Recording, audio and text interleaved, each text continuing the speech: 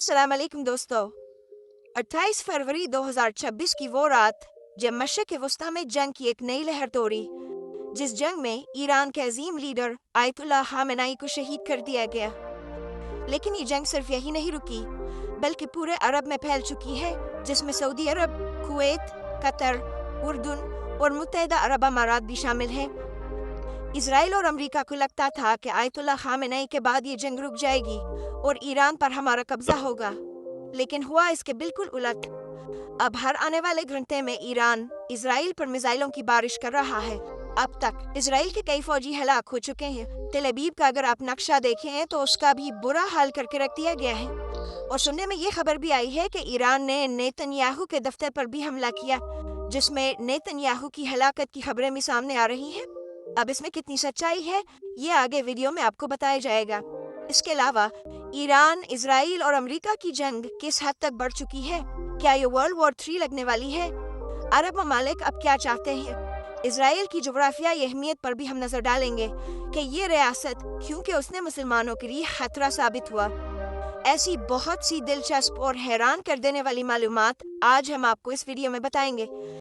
दोस्तों, अमेरिका और इसराइल की तरफ से 28 फरवरी 2026 को ईरान के खिलाफ एक ऑपरेशन शुरू किया गया, जिसका नाम उन्होंने एपिक फेवरी रखा था।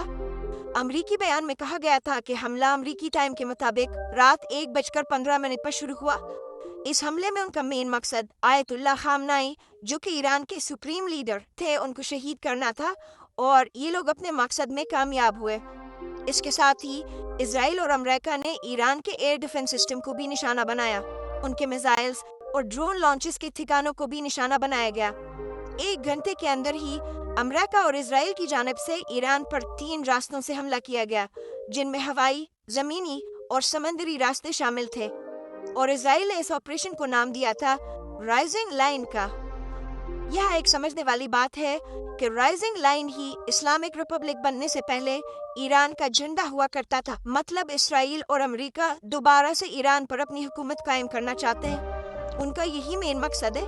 और इस्राइल वैसे ही ईरान को अपने लिए खतरा समझता है, क्योंकि ईरान न्यूक्लियर पावर बनाने जा रहा है, जो कि इस्राइल के लिए सबसे बड़ा खतरा है।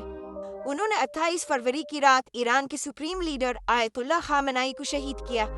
इसके साथ ही उनके बेटे, बहू और नन्ही पोती, जो कि सिर्फ अभी 14 माह की थी, उनको भी शहीद किया गया। बाद में ये भी खबर सामने आई कि आयतुल्लाह खामेनी की अहलिया को भी शहीद कर दिया गया। अमेरिका को लगता था कि आयतुल्लाह खामेनी को शहीद करने के बाद ईरान की आवाम टूट जाएगी, लेकिन ये गलत था।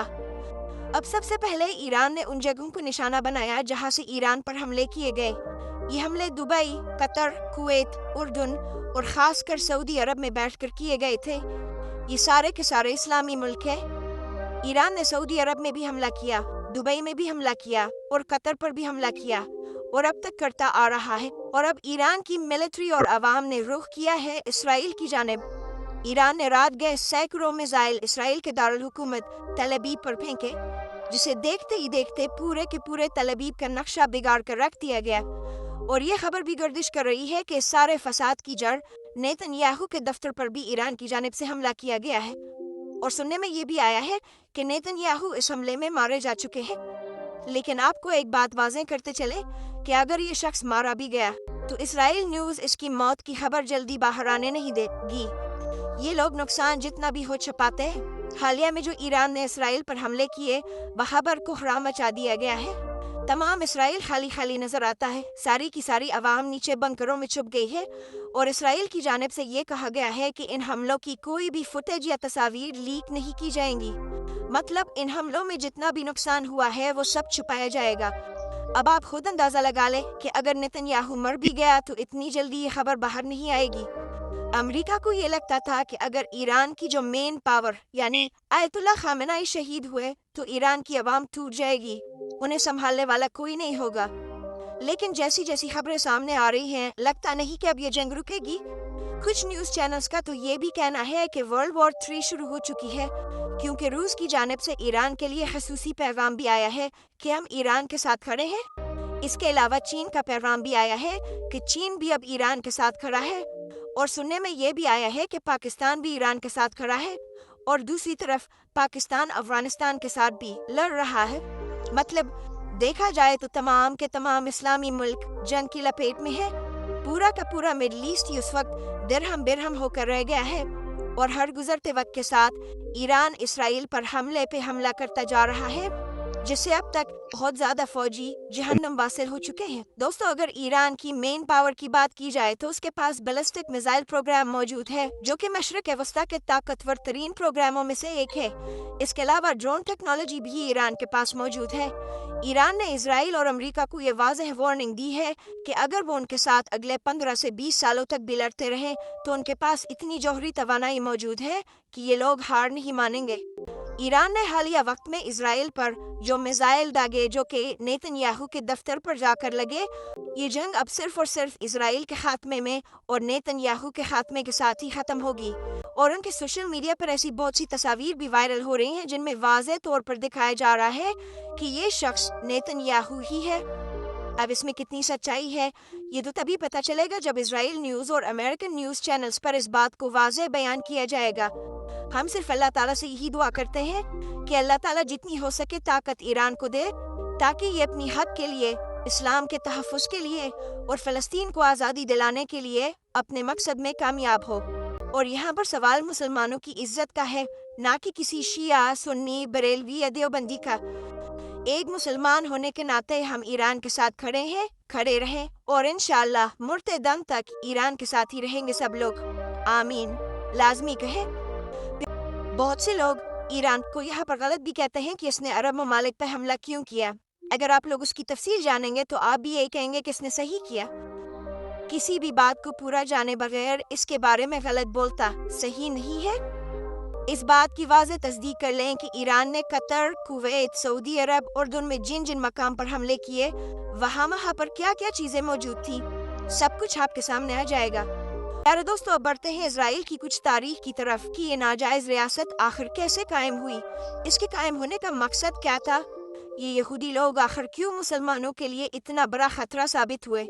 ये सब मालूमात भी आगे वीडियो में बताई जाएगी। स्टेट ऑफ इजराइल, जिसे आमतौर पर इजराइल कहा जाता है, 1948 में आलमी सियासत के एक बड़े फैसले के नतीजे में वजूद में आया। क़याम के दिन से ही ये खित्ता मशरिक़ वस्ता की सियासत का मरकजी नुक्ता बना हुआ, जहाँ जंगे, मुआहिदे, बगावतें और सिफारती कशमकश तारीख का हिस्सा बनती रही हैं। जब इजराइल दुनिया के नक्शे पर एक बाकायदा रियासत के तौर पर उभरा तो रकबे के लिहाज से एक निहायत महदूद खित्ता था।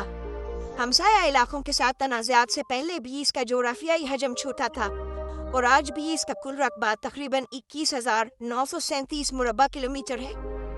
आलमी दर्जाबंदी में ये रकबे के एतबार से तकरीबन 149वें नंबर पर शुमार होता है, यानी जोग्राफियाई एतबार से ये अब भी दुनिया की निस्बतन छोटी रियासतों में शामिल है। लेकिन कहानी सिर्फ ज़मीन के टुकड़े की नहीं, असर और रसूख की भी है। 2026 की ताज़ा मालूमात के मुताबिक इसराइल की आबादी तकरीबन 98,35,000 के करीब है, यानी 1 करोड़ से कम। इसके बावजूद फौजी ताकत, जदीद टेक्नोलॉजी, इंटेलिजेंस नेटवर्क और मईशत के मैदान में इसका असर खित्ते से कहीं आगे तक महसूस किया जाता है। दूसरी तरफ अगर आलमी मुस्लिम आबादी पर नज़र डाली जाए तो तादाद के एतबार से मुसलमान इसराइली यहूदियों से कहीं ज़्यादा है, मगर आलमी सियासी मंजरनामे में मुस्लिम ममालिक अक्सर बाहमी इख्तलाफात और अंदरूनी चैलेंजेस के शिकार रहते। यही वजह है कि इज्तिमाई ताकत के बावजूद मुश्तरका और मुअस्सर हिकमत अमली कम ही देखने में आती है। दोस्तों, आप में से बहुत से लोग ये सवाल करते हैं कि पाकिस्तान के पास एटमी ताकत मौजूद है, तो फिर पाकिस्तान इसराइल पर एटमी बम क्यों नहीं गिराता, एक ही झटके में उसे ख़त्म क्यों नहीं कर देता। तो यहाँ इस सवाल का जवाब है, इसराइल के जो बॉर्डर्स हैं वो लिबनान, शाम, उर्दून और मिस्र के साथ मिलते हैं, यानी इसके चारों तरफ इस्लामी ममालिक मौजूद हैं। अगर पाकिस्तान या कोई भी मुल्क इस पर एटमी बम गिराता है तो इसराइल के साथ साथ इसके हमसाए तमाम मुस्लिम ममालिक भी तबाह हो जाएंगे। एटमी बम कोई मामूली चीज़ नहीं है। अगर एक छोटा सा भी एटमी बम किसी जगह पर गिराया जाए तो उसकी रेंज तकरीबन 15,000 किलोमीटर तक हो सकती है, जो इसराइल के साथ साथ उसके इर्द गिर्द के इलाकों को भी तबाह कर सकती है। इसीलिए एटमी बम सिर्फ और सिर्फ न्यूक्लियर पावर के मैदान में बतौर ताकत इस्तेमाल होते हैं। मतलब अगर दुनिया में तीसरी आलमी जंग हुई तब ये एटमी बम इस्तेमाल की नौयत पैदा हो सकती है, اللہ تعالیٰ سے دعا ہے کہ وہ دنیا کے تمام مسلم ممالک کے درمیان اتحاد پیدا کرے، انہیں آپس میں جوڑے رکھے اور اسرائیل جیسی ناجائز ریاستوں کو ہستی سے مٹا دے۔ افغانستان اور پاکستان کے درمیان جو کشیدگی ہے، اکثر افغانستان کو خود نہیں معلوم کہ وہ کیوں لڑ رہا ہے، بس یہودیوں اور غیر مسلم طاقتوں کی باتوں میں آ کر ایسا کر رہا ہے۔ اللہ اس کو ہدایت دے، ہم تو صرف اپنے دفاع کے لیے جواب دیتے ہیں۔ اب ذرا اسرائیلی قوم کے بارے میں کچھ دلچسپ حقائق پر نظر ڈالتے ہیں۔ اسرائیلی عوام دنیا میں خود کو ایک چالاک قوم سمجھتی ہے۔ جیسے ہی اسرائیل میں کوئی بچہ پیدا ہوتا ہے تو اسے لیڈر بننے کے لیے ٹریننگ دی جاتی ہے تاکہ یہ بڑے ہو کر لیڈر بن سکے، نہ کہ کسی کا غلام۔ ان لوگوں کا آپس میں اتفاق بھی بہت زیادہ دیکھنے کو ملتا ہے۔ اگر کوئی غریب یہودی ہو تو لوگ اس کی خاصی مدد کرتے ہیں، اسے اتنا پیسہ دیتے ہیں کہ جس سے یہ اپنا کاروبار شروع کر سکے۔ اس لیے آپ کو دنیا کی کسی بھی کونے میں غریب یہودی نظر نہیں آئے گا۔ کے علاوہ اسرائیل کی آرمی میں ایک خاص تعداد لڑکیوں کی رکھی جاتی ہے۔ اسرائیل کی آرمی میں لڑکیاں بھرتی کی جاتی ہے اور انہیں خاص قسم کی ٹریننگ دی جاتی ہے جو کہ دشمن کو بہکانے کے لیے ہوتی ہے، نہ کہ صرف اپنے دفاع کے لیے۔ یہ قوم خود کو چالاک تو سمجھتی ہے لیکن اتنی ہی ڈرپوک بھی ہے۔ جیسے ہی حالیہ دنوں میں ایران نے اسرائیل پر حملے کیے، سارے کے سارے اسرائیلی لوگ بنکروں میں چھپ گئے، جبکہ ایران کے لوگ سر پر کفن باندھ کر نکلے ہیں اور آپ نے لیڈر کے خون کا بدلہ خون سے ہی لینا ہے۔ یہاں ایک اور بات ہے کہ اسرائیل کی سرزمین یہودیوں، مسلمانوں اور عیسائیوں کے ماننے والوں کے لیے بہت ہی زیادہ مقدس سمجھی جاتی ہے۔ اگر آپ اس کے بارے میں تفصیل کے ساتھ ویڈیو دیکھنا چاہتے ہیں تو چینل کو وزٹ کریں۔ چینل پر اس کے بارے میں ایک تفصیل کے ساتھ ویڈیو موجود ہے جس میں بتایا گیا ہے کہ یہ سرزمین مسلمانوں، عیسائیوں اور یہودیوں کے لیے کیوں مقدس مانی جاتی ہے۔ اس وقت پوری دنیا میں یہودیوں کی تعداد تقریباً 1 کروڑ ہے اور ان میں سے 98 لاکھ یہودی تو اسرائیل میں ہی رہتے ہیں۔ یہ دنیا کی واحد ناجائز ریاست ہے جس کا سرکاری مذہب یہودیت۔ یہ لوگ اپنے مذہب کے ساتھ بہت زیادہ جڑے ہوئے نظر آتے ہیں۔ آج دنیا کے تقریباً ہر کمپیوٹر میں استعمال ہونے والا کوئی نہ کوئی سافٹ ویئر اسرائیل سے تعلق رکھتا ہے۔ اس کے علاوہ جدید ٹیکنالوجی میں بھی اسرائیل کافی زیادہ آگے نکل چکا ہے۔ اس دن پورے اسرائیل میں ایک تہوار ہوتا ہے جس میں یہودیوں کے قرضے معاف کر دیے جاتے ہیں اور سٹورز میں ہر چیز پر 99% کم قیمت کر دی جاتی ہے تاکہ غریب سے غریب یہودی بھی چیزیں خرید سکے۔ اب بات کرتے ہیں کہ اسرائیل کا نام کیسے آیا۔ آپ کو یہ بھی بتاتے چلیں کہ اسرائیل کو گالی دینا مطلب نبی کو گالی دینا ہے۔ جی ہاں، اس طرح نبی کا نام تھا۔ بنی اسرائیل کی قوم کو اسرائیل کہا جاتا تھا اور تاریخ میں ایک چھوٹی سی بستی ہوا کرتی تھی۔ بعد میں آہستہ آہستہ ان کا اثر بڑھا اور آج یہ پوری ریاست بن گئی اور پوری دنیا میں خود کو ایک ملک کہلوانے میں لگی ہوئی ہے۔ ایک مسلمان ہونے کے ناطے ہم تو اسے ملک کا تسلیم کرنے سے رہے۔ ہم سب کا یہی دعویٰ ہے کہ اسرائیل ایک ناجائز ریاست ہے اور اس نام کا کوئی ملک دنیا میں موجود نہیں۔ یہ ساری سرزمین فلسطین کی ہے، بیت المقدس کی ہے اور انبیاء کرام کی سرزمین ہے۔ اسی مقدس سرزمین کو خالی کرانے کے لیے آج ایران نے اپنے کئی بڑے لیڈرز اور کئی قربانیاں دی ہیں۔ ہم سب کو بھی چاہیے کہ اس میں شامل ہوں، خاص کر پاکستان کو، کیونکہ جب پاکستان ایک ایٹمی ملک بنا تھا تو فلسطینیوں نے زیادہ خوشیاں منائی تھی کہ ہمارا رکھوالا آ گیا۔ آج پاکستان کے لیڈر کیا کچھ کرتے پھرتے ہیں، اس کی مثالیں آپ کو سوشل میڈیا پر بے شمار مل جائیں گی اور آپ نے دیکھی بھی ہوں گی، جنہیں دکھانا اچھا نہیں سمجھا جاتا۔ آپ سب اللہ تعالیٰ سے یہی دعا کریں کہ اللہ تعالیٰ پاکستان کے حکمرانوں کو ہدایت نصیب فرمائے جو یہودیوں کو اپنا دوست سمجھتے ہیں۔ قرآن پاک میں بھی اس کا ذکر آیا ہے کہ اگر تم یہودیوں کو اپنا دوست مانتے ہو تو تم بھی انہی میں سے ایک ہو۔ آج ایران کو دنیا کے تمام مسلم ممالک کی سخت ضرورت ہے، خاص کر پاکستان کی۔ پاکستان واحد ایٹمی پاور رکھنے والا ملک ہے، اسے ایران کی کھل کر حمایت کرنی چاہیے، نہ کہ ڈر کر۔ اللہ دنیا کے تمام مسلم ملکوں کی حفاظت فرمائے، آمین ثم آمین۔ تو پیارے دوستو، آج کے لیے بس اتنا ہی۔ اس ویڈیو سے آپ کو اندازہ ہو گیا ہوگا کہ آگے اسرائیل کا کیا بنے گا۔ انشاءاللہ یہ مٹ کر رہے گا۔ ملتے ہیں ایک نئی ویڈیو میں، اپنا بہت سا خیال رکھیے۔ اللہ حافظ۔